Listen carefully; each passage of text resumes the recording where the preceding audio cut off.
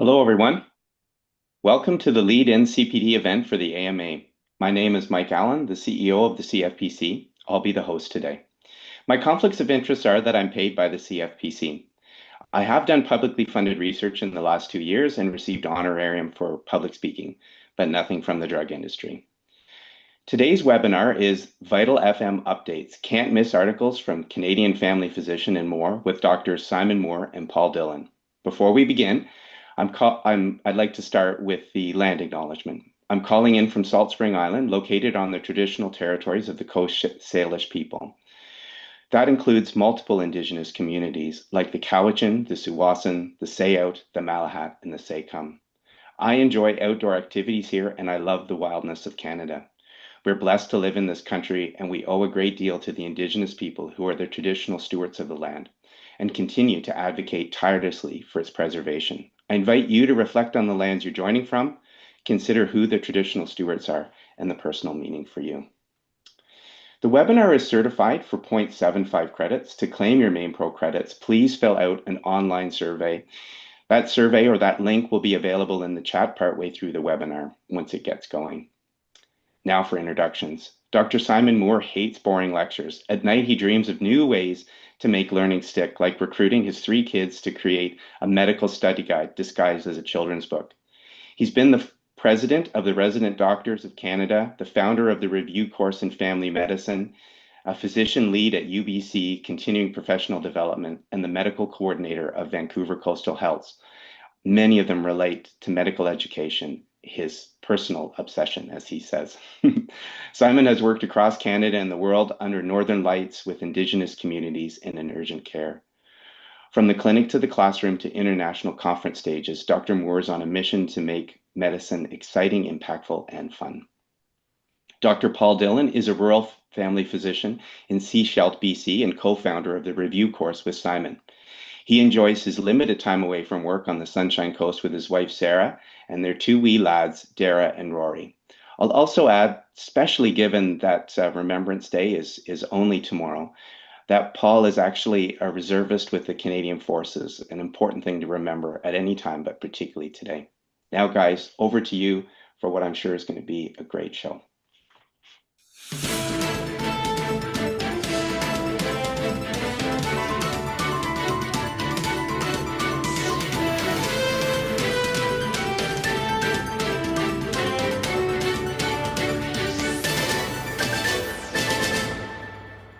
Bonsoir, chers médecins de famille canadienne. À la 13 000 médecines on envoie à la Centre Bell à Montréal. Simon. What? Anglais, please. That's the English one. Yes. Oh, okay. Oh, yeah. Thank goodness, Paul. I was so worried. I don't speak French. All right. So, hi, I'm Dr. Simon Moore. And I'm Dr. Paul Dhillon. We are so excited to dive into Vital FM updates. And what even is this? Is this a new show? This is not a new show. This is clinical updates, what you need to know for clinical practice. So we're covering articles from the Canadian Family Practice Journal. We're going to talk about 4 things you should be starting.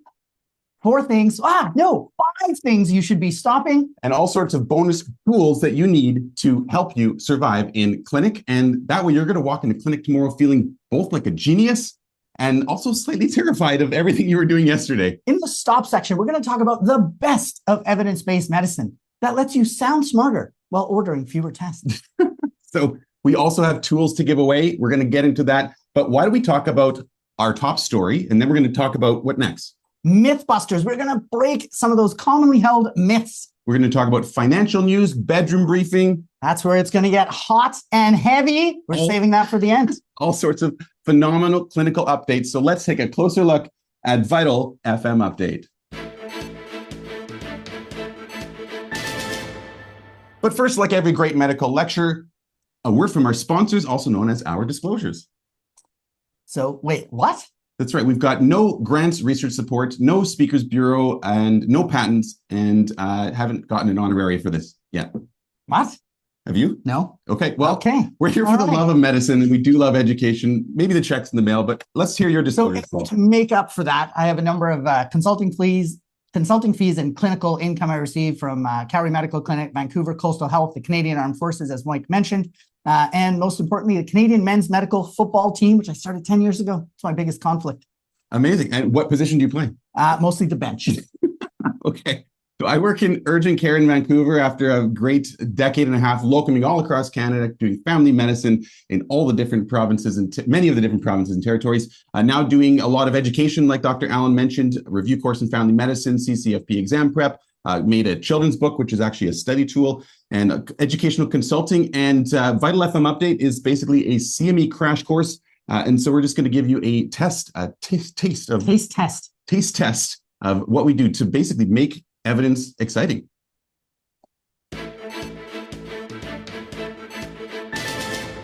But first, our top story, brand new hypertension guidelines. Time to unlearn everything from the last guidelines. A tough pill to swallow, or maybe two pills. So let's take a look at the CFP journal article on this, which is Hypertension Canada Guideline for the Diagnosis and Treatment of Hypertension in Adults in Primary Care, which is really just a summary of the guideline published in CMAJ, Canada's second best Canadian family medicine journal. And let's talk about what's changed here. So let's start at the beginning, Simon. What about diagnosis? Tell me how that's changed. So it's much more straightforward. There's a single cutoff to know. And in fact, you're going to notice that it's actually a much lower cutoff as well. Interesting. So out of office mean BP is now what? What is that? 130 over 80. 130 over 80. That's the only number to know for diagnosis. And look how clean and simple this new algorithm is. God, that's amazing. All PowerPoint slides would look that slick. So that's a straight from the new guidelines diagnosis. You bet. And as you know, a lot more folks are going to be getting diagnosed with this. So what is our target? It's so interesting that they have gotten rid of so many of those multiple different targets for diabetes, CKD. There's just one now. One number to remember. And what's that number for everyone at home? Less than 130 systolic. And that's our target for everybody with hypertension. Beautiful. I love it. Clean, easy to remember. Less than 130 is our target. And what then are we going to do for treatment, Simon? So it's important to treat. The guidelines specifically say that we're going to reduce stroke by 28% within 5 years of diagnosis if we treat our patients. So that's why it's important to do. Everyone should be getting lifestyle recommendations, of course. Okay, and that's across the board. But then what about these two meds? You mentioned a tough pill to swallow. Tough two pills to swallow indeed. Yeah. So this is where it takes a little bit of a turn. We need to see, are they high risk or are they low risk? Because the high risk folks, they start treatment at a higher cutoff. High risk, higher cutoff. 140 over 90. So that's our high risk population. What about the lower risk? So low risk is going to be over 130. 140 over 90 is for the low risk. 130 is for the high risk folks. And the high risk folks, those are the ones with CVD, diabetes, chronic kidney disease, Framingham risk over 20%, age over 75. Classic cardiovascular disease risk factors. So that's your treatment. That's where we're going to start those two meds. But hold on. When you're starting these two meds, tell me a little bit more about that. Am I giving like a candy bowl full of tablets to these people? You got it. Yeah. So it's so interesting how people were actually coming and talking to me at FMF and saying, are you serious? Two medications for, I didn't write the guidelines. We're educators. We're here to share and teach. And yeah, it is a bit of a tough pill to swallow because two medications is different than what we've usually done. So when we're thinking about that, what's our first step then? Am I going to give two tablets? That's right. So it's a combination medicine. And again, I was like, hold on, isn't this a pharma influence? But they say in the guideline, I actually fact checked this myself because I was so suspicious. It turns out that if you combine the two medications as generics, it actually is cheaper. And most patients are going to be on two medications within a few months anyways. So the new guidelines say, keep it simple. Start at half a pill of combination medication. Two medications. I see hydrochlorothiazide on there. That's a classic old medication. Yeah, this is tough news to swallow for that one doctor in your clinic who's been using only HCTZ since 1993. But hey, if that's you, no shade, you're in the right place. Just think two pills, like a medical turducken. They can just cram an ARB with a diuretic and hope for the best. There are. So what's the bottom line here for this, Simon? Inflation is rampant across the country. I see it at the local grocery store. Will inflation ever stop? I hope the next guidelines don't say start three pills, but we're not there yet. Start two medications for hypertension. That's our bottom line for this one. And we're going to be coming up next with a few other news stories beyond hypertension. We're going to cover pediatric articles, financial news, and we're going to cover pediatric special reports. Two pediatric updates. Paul, why don't you take it away? So let's dive right in. Tests for first seizure. And let's be clear, we're talking about urgent testing for seizure in kids. And we're going to talk about a Choosing Wisely Canada update, reducing unnecessary investigations in pediatric simple febrile and first episode, generalized unprovoked seizures. So over-investigation is the name of the game in this Choosing Wisely article. Let's hear about that. So this was really interesting, and it's something I reflect on in my own practice. About 50% to 80% get lab tests. About 50% get a CT scan. Yeah, that does sound like your own practice. As an ER doc, we all know ABCs, airway breathing CT scan. That's what I had to do to get my CCFP-EM, airway breathing CT. Simple as. Do you actually CT everybody? Like if I came in with a cold, what's your treatment? Investigation. Like an upper respiratory tract infection where you could have a peritonsillar abscess. So airway breathing, good. CT, got to rule that out. You actually CT a cold. No. You heard it here live on television. Hold on. Tires. Your tires are flat. What do you do? CT. Really? Yeah, Canadian Tire. Hey. All right. So over investigation, it turns out that Choosing Wisely is telling us we got to rethink that and not get the CT scan for these kids. So the findings that are found with that blood work are irrelevant to the actual presentation there. And we might be causing some unintended harm through the therapeutic illusion. It's a great word used in this article. The therapeutic illusion that we're doing something positive with these tests. All right. So it turns out a lot of them actually do have something that shows up. They do have findings, but they're non-urgent. And now these kids have been shaken. Now we're baking them in a CT. We don't necessarily need to be exposing them to that radiation. Yeah, so less than 1% need urgent investigation. It would intervention. Absolutely validate. I mean, you get that sick kid who's seizing, you get a CT, you find something. Oh, it's great. I got the CT. Well, I love that stat there. Actually made me really rethink this, that less than 1% need urgent intervention. And I'm going to actually, this is changing my practice because I might not send these folks to ER if they meet the criteria. Now, let's see, is this actually just a CFP article or is there some guidelines behind this? There are a huge number of pediatric guidelines and different organizations around the world that have supported this. So we've got CAPE here in Canada. We have Australasian, different groups that have all come out with very similar guidelines, including the International League Against Epilepsy. Is that an actual organization? It sounds like a Marvel movie. I don't think you can place bets in that. Not that kind of league. It's not a sport league. Okay, no. Not a betting league. Not a betting league. And so what's their bottom line? So don't do routine labs or neuroimaging in these patients. And now there's a certain population, we'll talk about that. It's unprovoked generalized seizure and a simple febrile seizure. And the key point when you really dive into the article is these kids need to be back at baseline. So you're totally correct, Simon. In your family practice clinic, if the patient has had a seizure and they're back at baseline and they fit the inclusion-exclusion criteria, you don't have to send them to the ER for urgent investigations. Okay, so I'm going to be totally blunt. I read this article with my jaw dropped because the simple febrile seizure, I was like, okay, that makes sense. But it's not just febrile seizures. It's not unprovoked generalized seizures as well. For the first episode, where you've done a complete history and physical examination, and there's no other warning signs or concerning things like a Todd's paresis afterwards, you don't have to do urgent imaging. Now, that doesn't mean you don't have to investigate certain ones. So if they're less than 6 months old, if it's a complex seizure, comes back to that abnormal exam. If there's trauma or you have concerns from history and physical for serious infection, they may require urgent interventions. We are still going to be sending a lot of these patients to a pediatrician or a neurologist, but it's not urgent and it's not with investigations. Yeah, it was terrifying when my teenager had a seizure and I thought he had a permanent neurologic issue afterwards, oculogyrus. Turns out he just rolls his eyes every time I talk to him.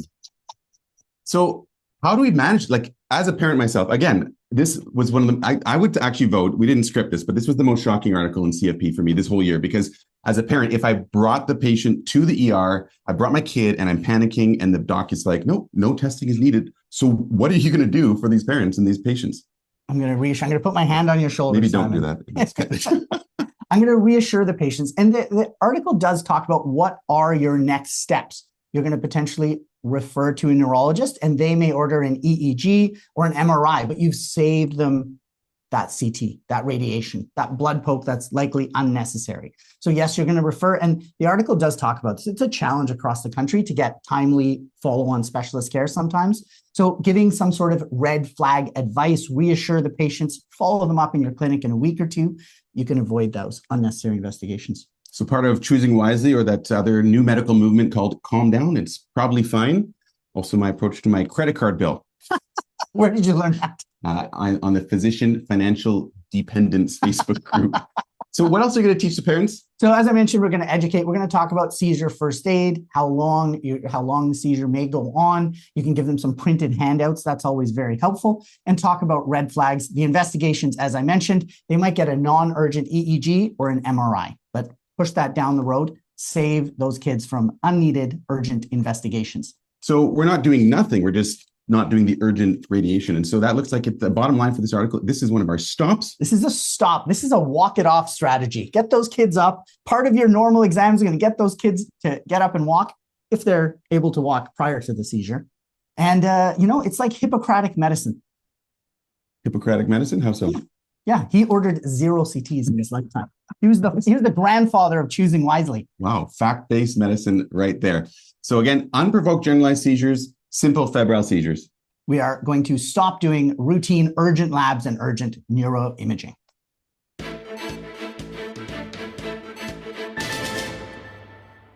So a second pediatric guideline here, and terrible news for the makers of tiny purple pills. A messy topic we're going to bring up about spit up. That's right. We're looking at an article here from the Rourke Baby Record, as well as in this Choosing Wisely article in CFP Journal about practicing without prescribing. Stop giving PPIs and H2 blockers for infant reflux. So it looks like the new first line treatment is buying more bibs. Simon, I don't know if you're getting money from Big Bib. Reinforced by the CPS, Canadian Pediatric Society. So a lot of different organizations coming forward and saying, hey, we should be not giving PPIs. And in fact, it's actually growing in popularity. Interesting. So where is this increasing use happening? Well, we extrapolate to believe it's all over the world. This is overtreatment from down under. This was a study from New Zealand in between 2005 and 2012. The number of infants on a PPI doubled to the point 5% of all infants in New Zealand were on a PPI. That's incredible. 5% of all. So, well, I think we need to turn this on its head, turn it upside down, bring that southern hemisphere to the northern hemisphere. But I just worry about, think about those little proton pumps down in New Zealand. Mm-hmm. Just trying to do their jobs. Trying to survive. They've been inhibited. Now, we're going to teach our patients, and we're going to teach the parents more specifically that spit up is normal. And that's one of the things I loved about the CFP article. They've got a list of quotes you can share with the parents, basically a script for them, and saying, hey, infants spit up 2 or more spit ups a day is normal. And so, okay, so that's interesting. And so with that spit up that's coming up, you're feeding your kids normally. What does that feeding do? So the usual feeding is going to buffer the acid. So if we get heartburn, it can be an unpleasant experience. Kids spit up all the time, and it's not as serious. So usual feeds buffer acid. So less is more. So the bottom line, PPIs don't work. Yeah. So not only are we overprescribing, not only do kids spit up a lot, but we know that it's not actually doing a lot. Symptom reduction is very, very little for PPIs.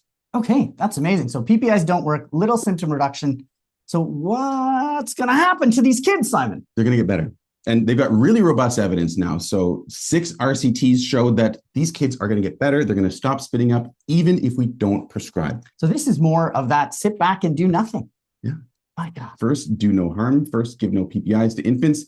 And at the end of the day, we could actually be doing harm just by trying to say, oh, I'll just give you something for the spit up. That actually could be harmful. So tell me, what are some of those harms? So serious infection, they're investigating that. There's some correlation there possibly. And there's also the effect on the gut microbiome, which I don't understand, but sounds really clever. So it says right in the article that there are effects. And in a cohort study of over 1.2 million patients, they did see that spike in increased infection. Is there 1.2 million New Zealanders?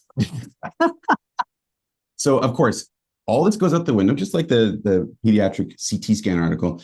If they're not growing properly, if they're having difficulty with GI bleeding, if they're having trouble breathing, then you are going to investigate. Bleeding and breathing. Those are 2 of the big exceptions that you may need to investigate. But notice it doesn't necessarily say treat. You're going to investigate, not necessarily treat. And then part of the algorithm is going to be, how do we educate these parents? Yeah, so spit up is normal. It's what babies do. It's going to improve, and even without medication is your takeaway there. Now, I love the Rourke Baby Record, a great tool from Dr. Leslie Rourke, and they've got, let's take a closer look here at this one where we can see, if you go to rourkebabyrecord.ca and click on the for parents, then there's a great resource there Spitting up is common. I print this out for my patients. I've been giving less PPIs and printing more paper. More paper. Do you give the paper to the kids or the parents?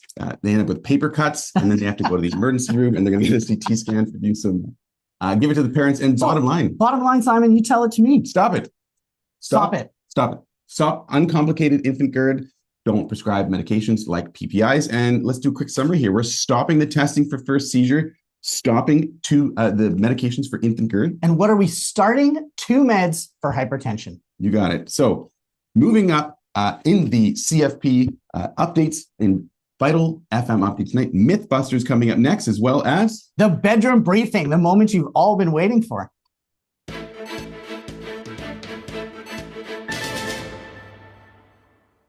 Risks and benefits of testosterone. Have we got this wrong? Very interesting article from Tools for Practice in the CFP journal, Testosterone Supplementation for Men. What have we been telling our patients about benefits and harms, and what's been wrong about it all? So some of the benefits, Simon, just my clinical examination here, I can fit my hands right around those biceps. You may increase lean body mass by 1.6 kilograms. And that was across the different studies. That's about the weight of a laptop or a large pineapple. But what they were finding, people were still skipping leg day. Inconsistent gains in leg strength.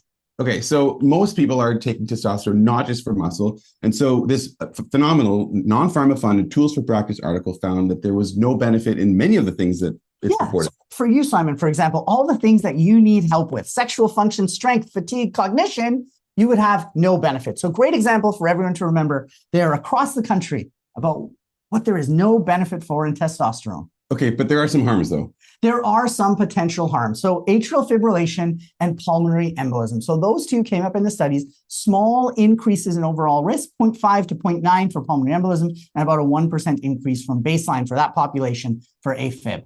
Okay, but we are seeing things like what? Cardiovascular disease? Isn't that the big thing that we're really worried about, those 3 things? This was really interesting. So in 2014, when the risks, the harms came out, I think this was in the FDA and American study, and it kind of plateaued the testosterone, but it's coming back. But what they found now is it doesn't affect mortality, major cardiovascular events, or prostate cancer. So something we may have had as part of our lexicon when talking to our patients about the risks of testosterone, maybe it doesn't affect those. And again, really robust data on RCT with 5,000 patients. So those 3 things, right? Mortality, cardiovascular events, and prostate cancer, it doesn't affect it. So just remember, mortality, major cardiovascular events, and prostate cancer.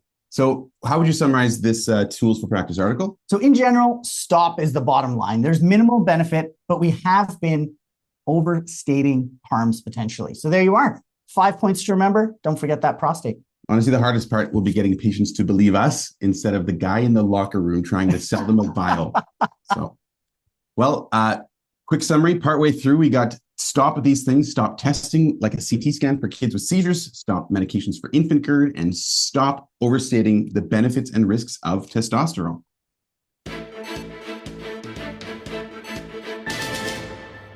You know, the news is so negative and it's about to be even more negative. We're going to talk about Rh negative now. And this, as many of you know, is an Order of Canada recipient, Dr. Bruce Chown, who is the person who helped discover all of this. And yes, the USA is taking credit, elbows up. They say that Columbia University contributed to this. And that's why we get 2 completely different brand names. If you are a resident in Manitoba, you will get your wrist slapped for saying Rogam, because in Winnipeg, they want you to say Winrow. Winnipeg, what else happens in Winnipeg? Family Medicine Forum, phenomenal.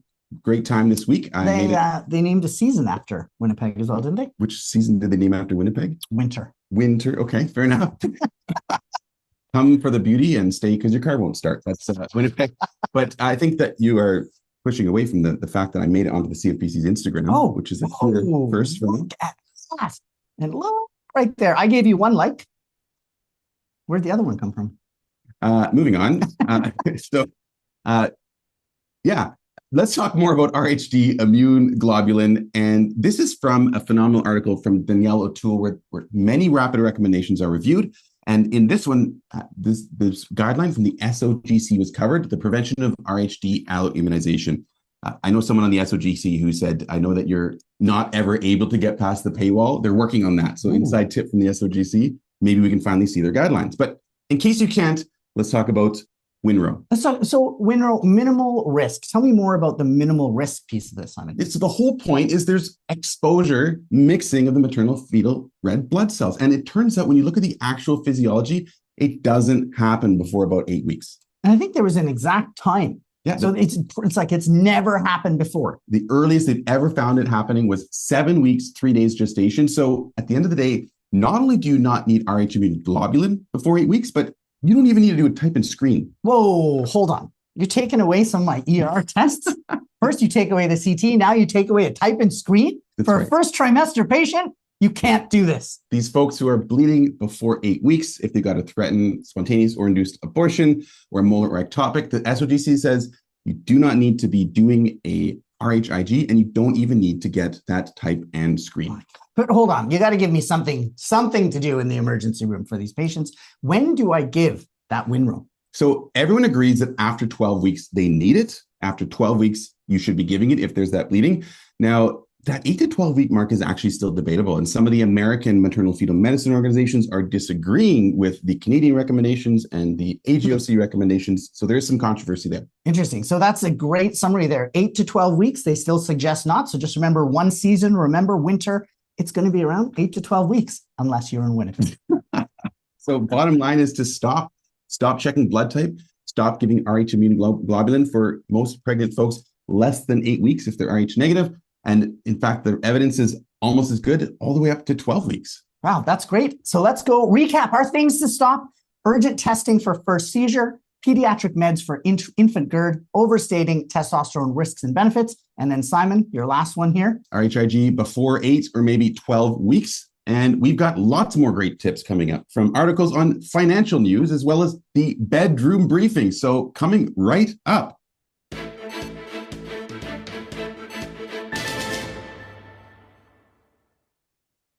Simplified lipid guidelines. The peer group has updated their guidelines from 2015. And now we're going to go a little bit back in time and talk about their clinical practice guidelines from 2023. Simplified guidelines, clinical practice guidelines we can trust. So what are the key points in this one? So key points that cut across the entire recommendations: physical activity, Mediterranean diet, and statins are still our first line treatment. All right. So big pharma probably sponsored this. Oh, no, peer group. No, peer No group. pharma involvement. Big education. Okay. Now, patients are asking for, hey, the lab has got these fancy new tests. They're make me gag. Non-evidence-based medicine. Excuse me. I won't be, yeah. So, doctor, I want to get a lipoprotein A. I want to get my ApoB. I want to get my R2D2. Like, should we be ordering all these things? So these guidelines reaffirm their recommendation that in primary care, we're not ordering lipoprotein A or its cousin apolipoprotein B.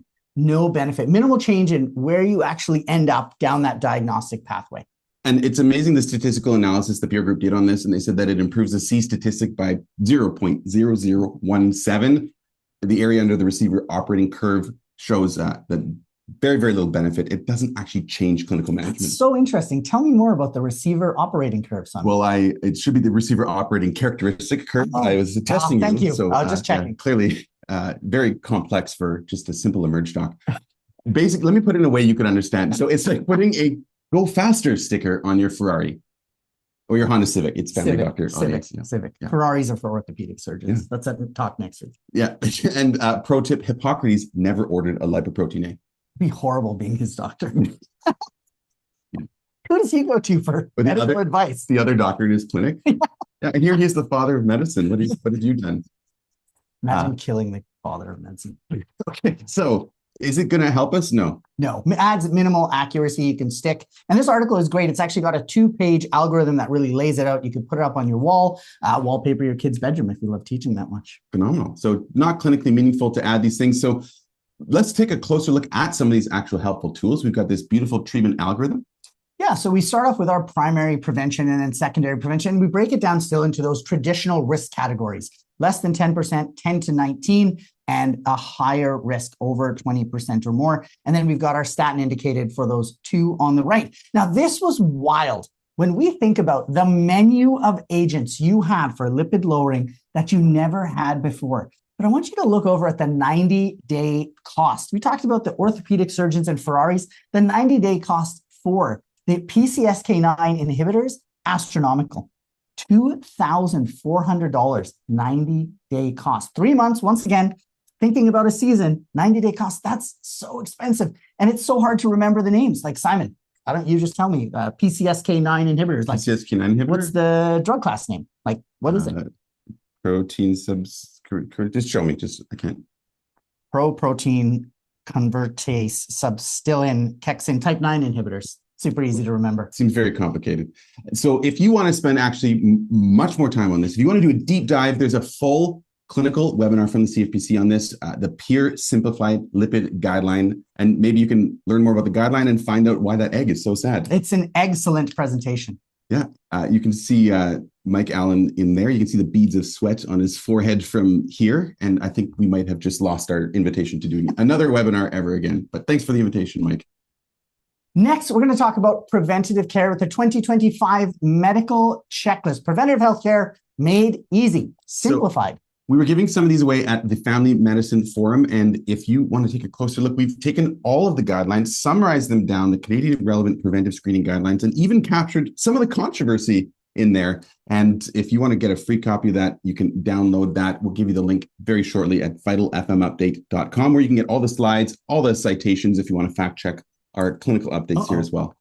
So what are the things to stop? Let's do a really quick rapid fire recap. Pediatric urgent testing for seizure, stop. Medications for infant GERD, stop. Overstating testosterone risks and benefits. Giving Rogam or Winro before 8 to 12 weeks. And ordering lipoprotein A and its cousin, apple lipoprotein B.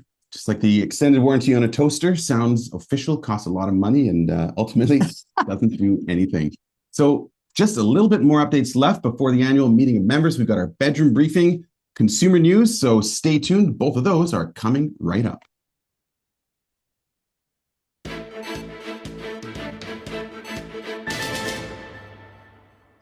Let's talk about 2 genitourinary updates from the bedroom. We're going to start here with doxycycline. Start giving some antibiotics. Now that is wild. So we've talked about stopping. Now all of a sudden we're going to talk about starting doxycycline post-exposure prophylaxis. So this comes up to prevent bacterial sexually transmitted infections. There was a Tools for Practice article about this, therapeutic guidelines for opportunistic infections, and it's also been in CMAG as well in May of this year. So doxycycline preventing bacterial STIs by up to 60% in specific populations. So we're talking syphilis, chlamydia, gonorrhea, and there's more evidence building on this. There is. So 3 big meta-analyses. And so what do these patients get? 72 hours after unprotected condomless sex, 200 milligrams of doxycycline, no more than that in 24 hours. And now it's only proven in GBSM and trans women with an STI in the past year. And we're not just giving it and stopping our treatment and management. They still require ongoing checks every 3 to 6 months for STIs for these patients. So patients beyond these categories are going to be asking for it. So far, the evidence has not shown benefit. It doesn't reduce STI risk in those populations, but it's definitely worth a one-on-one conversation while we wait for further evidence to come out. So how would you advise your patient to do this? So as I mentioned, it's 1 dose, 200 milligrams within 72 hours of condomless sex. And we need to be worried about side effects such as? So some of the interesting things to remember is you don't want to be taking it with milk products. And you don't want to get some esophageal irritation. So your advice to patients is take your dose with a glass of water and stay upright for an hour to avoid that. Some other interactions, you've got to be thinking about what else is the patient on. Are they on warfarin, for example? So always counseling your patients about pharmacological side effects and interactions. And a commonly missed one, I've seen folks get prescribed doxycycline and they're actually taking a medication like isotretinoin for their acne. Similar populations are getting these medications. And so key point, those also do interact. So what are we going to do for monitoring? We're going to remember to be screening these patients and reassessment every 3 to 6 months. You got it. Now, if they do come with gonorrhea symptoms, we don't just do a gonorrhea test. Yeah, so this is very interesting. And this is going to be emerging and coming out is what's the effect of antibiotic resistance if we're prescribing more doxycycline? So for any of these patients, we want to get a culture if they do have gonorrhea symptoms, not just that NAT. Yeah, most of the time NAT is first line. So culture, we're actually going to be ordering gonorrhea culture for these folks. Very interesting. So it's changing. Great to know. What is your bottom line for this medication article? So bottom line, we're going to start offering DoxyPep for GBSM and trans women patients. And we're going to have to wait and see. I'm sure there's going to be more research in this space. So interesting. And one of the starts, so starting 2 medications for hypertension, Doxy post-exposure prophylaxis. So interesting. And we've got just a few more updates for you coming up in our bedroom briefing. 2 genitourinary updates. Let's talk about the second one here. We should be asking about genitourinary syndrome of menopause. Now, this is a phenomenal article from RX Files. And I think the best part of this article is they actually gave out a free RX Files chapter. You can get the PDF from this article on the CFP's website, and one of those phenomenal tools there with a huge amount of resources and guidelines for these patients. So let's do a overarching view of this, because treating GSM is one of those things that my colleague in Women's Health says, that's the kind of treatment that I get a gift basket for. I never gotten a gift basket for getting an A1C to target, but helping patient with GSM, really, really helpful. Amazing. But so now you're talking about GSM, but this is a new term for a lot of people. What was it formerly called? Yeah, so that's a good point. We used to call this atrophic vaginitis, and now it is genitourinary syndrome of menopause, because just every time we do a lecture, the things have changed. It's good that we have an abbreviation like GSM, because by the time you're finished saying genitourinary syndrome of menopause, they've come up with a new name. You're not getting a gift basket. You're not getting a gift basket. And that's really what medicine is all about, the gift baskets for the patients. So I must not be doing too well. So the bottom line is, I think we've been missing a lot of these patients because we're not asking about it. Look at this number. 77% of menopausal patients are not getting, they're having these symptoms, and half of them are not getting treatment. And I know this part of the review systems is awkward. It's the part we just mumble through, and it's somehow more awkward than having the talk with a 15-year-old. But these patients are suffering, and we're mumbling. It's underreported, undertreated, underdiagnosed. So we should really start helping patients with GSM.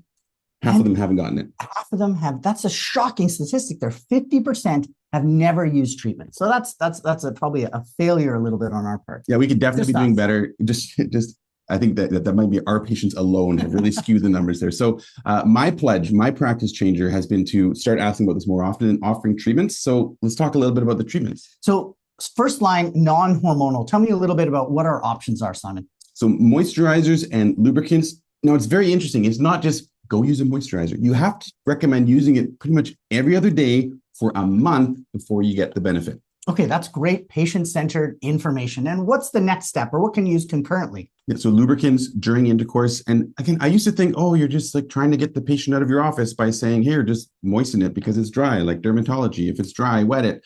But it actually adjusts the pH in that area. See how awkward? Like, this is like a double-blinded trial. It's like two. Explain GSM to me. We don't have a lot of time left, Paul. But double-blinded trial is really 2 men awkwardly talking about menopause. But we're doing it because we want to help these patients.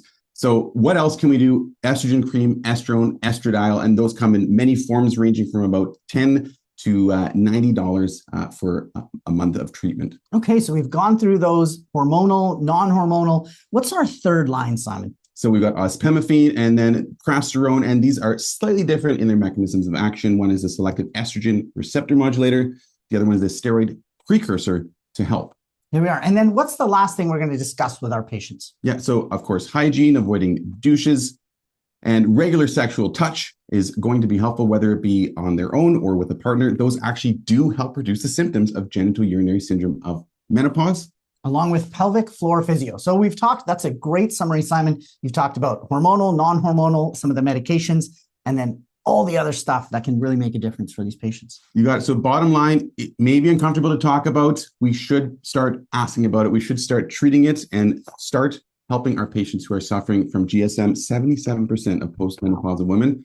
And unless we do something a bit better, half of them are not going to get treatment. So here we are, things to start. So 2 meds for hypertension, offering DoxyPep to select populations, And as Simon mentioned, treating GSM starts with asking.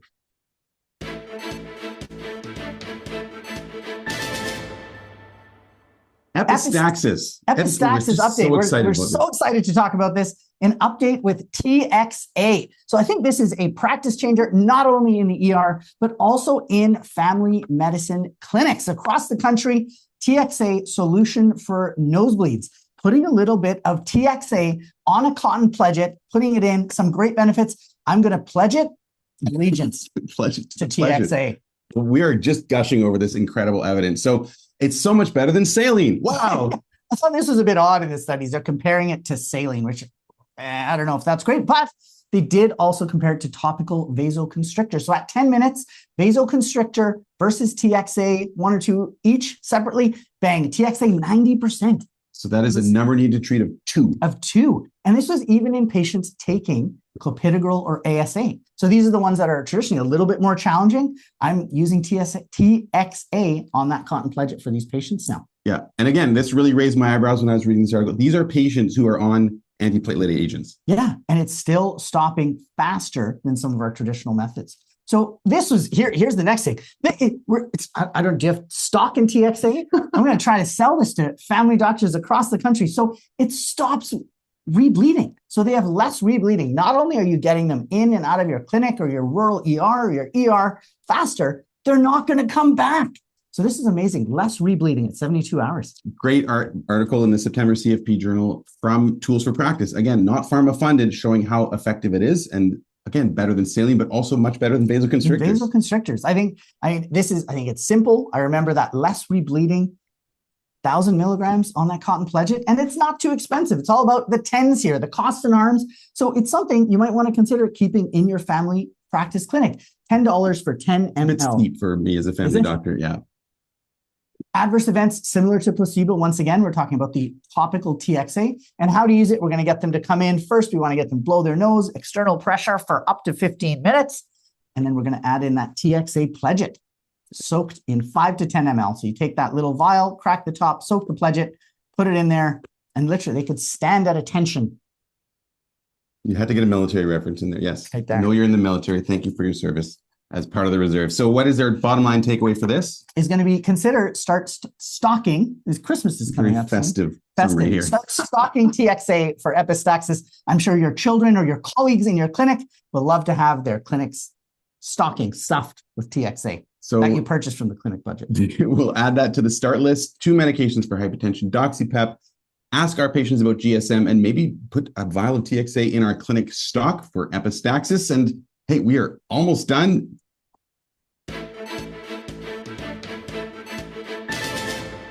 In case any of you are still there, we are about to move into question and answer. But maybe before we do, as Dr. Allen's getting ready to moderate that, why would we do this? Why are we doing this? We want to make CME fun and engaging. You deserve to leave conferences feeling inspired and confident, not overwhelmed and exhausted. That's right. So like we said, lots of tools at vitalfmupdate.com. We should probably explain what this is. This is a Canadian... People in BC may not understand what that is. It's an ice scraper for your car. You can Why scrape would you the have ice ice in your car? Yes, as a British Columbian, this is hard for you to comprehend. But we have got about 9-10 minutes for questions and answers. If we haven't been cut off, I'm still not sure yet. And also, we do have our information here about how to get Main Pro credits.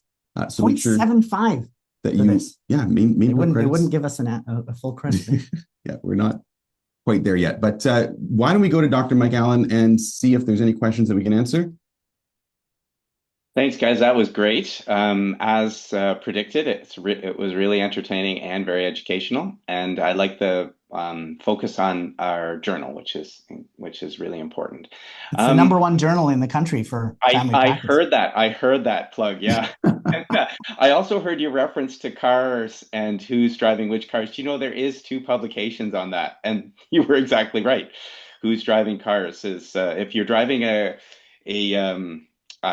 do you call that? A luxury car, you're more likely to be one of our specialist colleagues rather than a specialist in family medicine. Wow. Surprise. 2 publications, not 1. Okay, let's open it up. Matt, do we have any questions from the audience right now?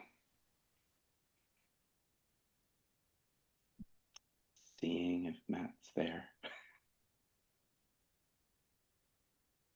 We can't see any of these, so if you're, we'll hope you're laughing at someone who put in a really good, funny question. We're happy to take that. Let's see. I don't think Matt would have to raise your hand on Zoom if you would wish to ask a question. So please, anyone wishing to ask a question, raise your hand. You could ask all sorts of questions. Am I wearing my red shoes from FMF? I don't know. Simon, did you get to see that? I did not cross paths with you at FMF. Sadly, you were working too hard in too many meetings. Yes. Yeah. I'm making a difference for sure. Making waves for sure. Making waves. That's more likely. Yeah. Matt, I'm not sure. I'll just text him here to see if he's got anyone.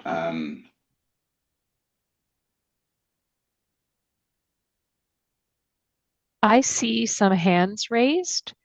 I see Helen Batty. Do you see them now, Mike? Yeah, for sure. Matt, can you unmute Helen, please?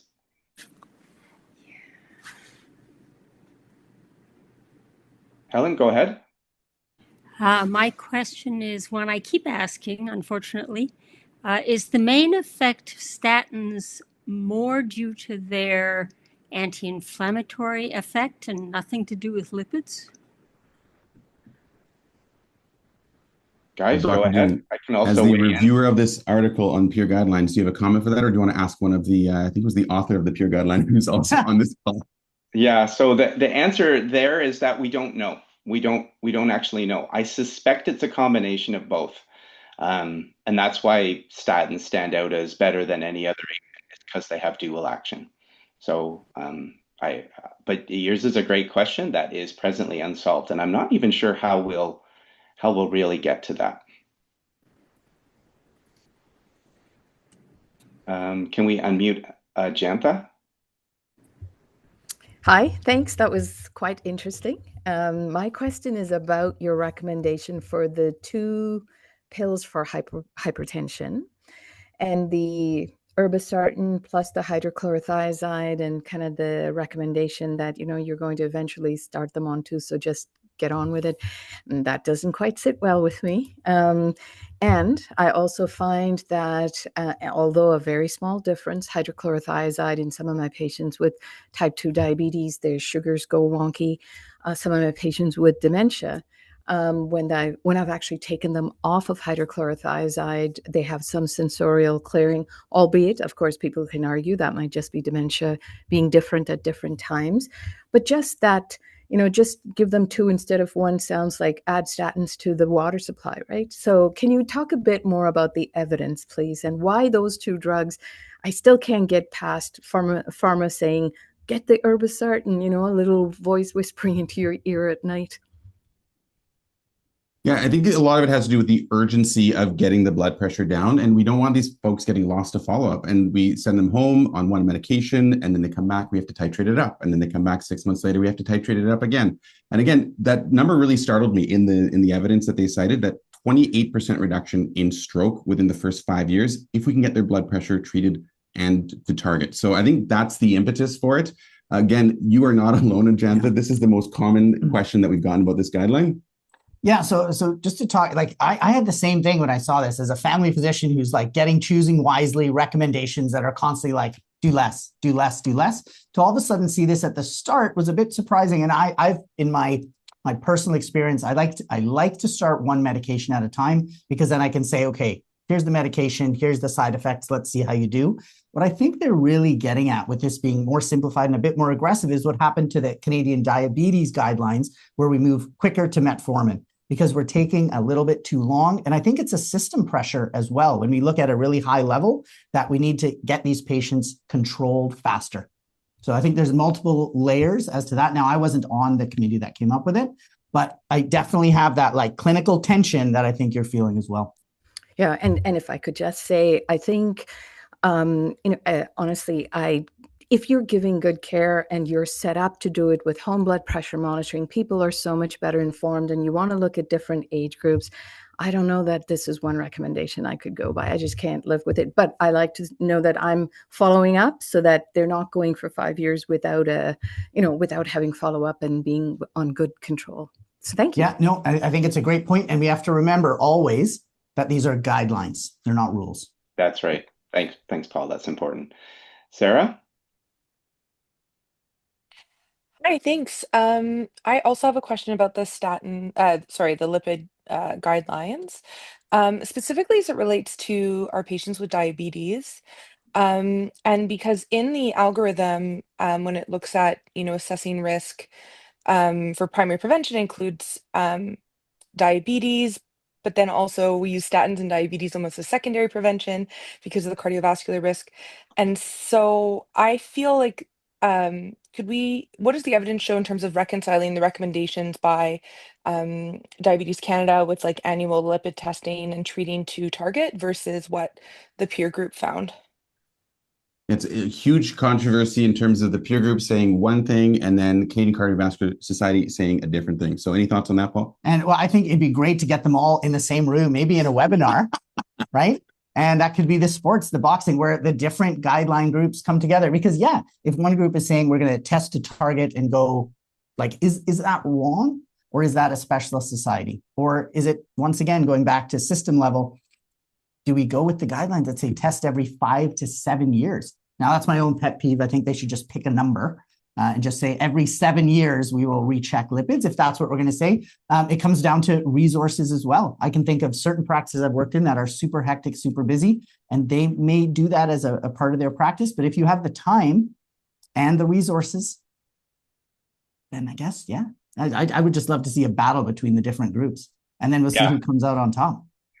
There's a couple things I'll just add to that, guys. There's the studies that were all done about treating diabetics were all done, they say, in the ages 40 and up, but the people who were in them were all in their 60s, or virtually mostly in their 60s.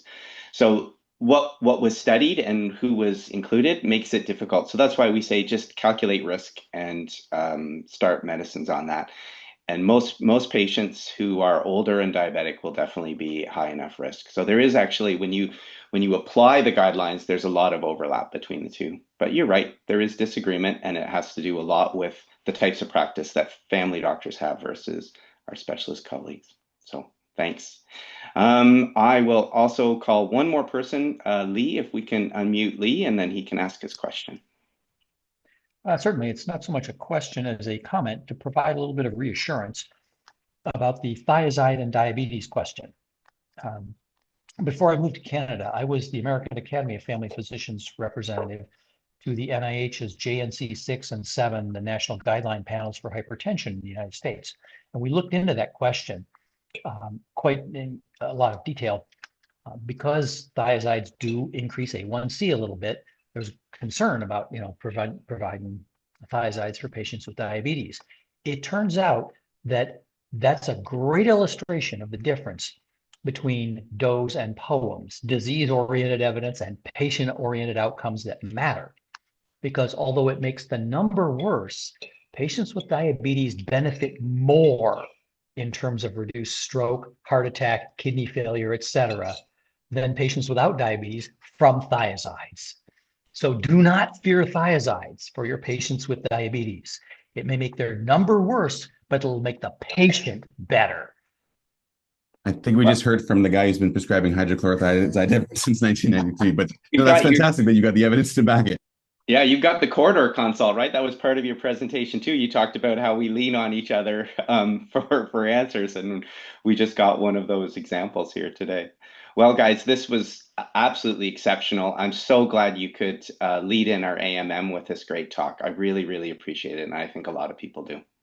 Well, thank you so much. And on behalf of Dr. Paul Dhillon and myself, have a good night.